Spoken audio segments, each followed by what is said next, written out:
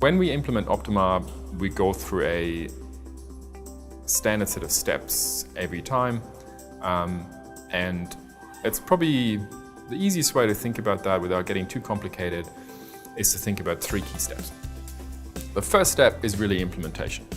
That means we need to start collecting data, whether that's us integrating with existing APIs and platforms that the customers are using to pull in raw data that they've already recorded, or we deploy our data collector tags to record data that they don't have yet to fill any gaps.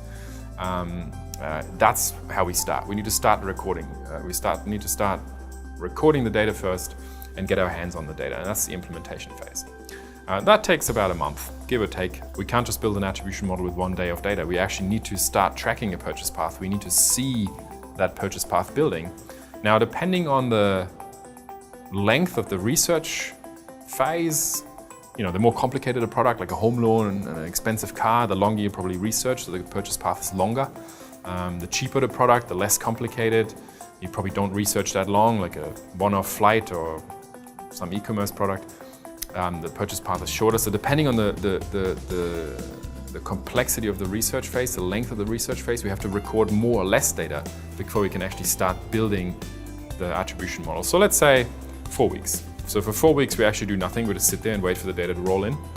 We do a few things in the background. We try to explain to everybody involved what we're doing. We answer questions. We try to find out more about how the business is set up, everything that kind of helps us when we actually start the attribution modeling. And in the background, we do a little bit of data checking and try to find errors. But we basically just sit there for a month and let the data roll in. And so then in the 3rd month, we actually start building the attribution model. Actually, we look at the purchase path.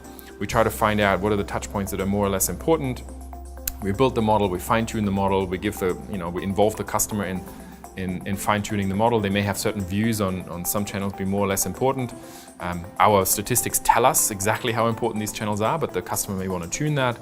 They may have custom reporting requirements. They want to bring in additional data, like their CRM data. That all happens in month 3. And so at the end of month 3, sometime there, we can basically turn on the interface and say, here's your reports. And that's really when the journey actually starts. That's when they see reports that they've probably never seen before, that challenge their current reports and the figures that they present. And that's when what we call the cultural change journey starts.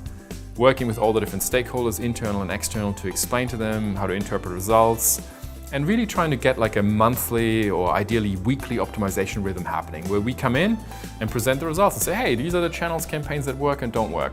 You as a group, agency and client together, what are the ideas of optimizing that?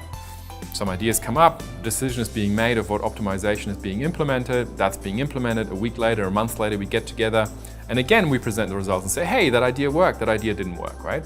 So that's the most important thing that we're trying to get to in the end, is create a ongoing optimization cycle with all stakeholders involved. Initially, it's probably going to be monthly, and then the smoother the process gets, hopefully it's going to get to weekly, and that's really the ideal outcome.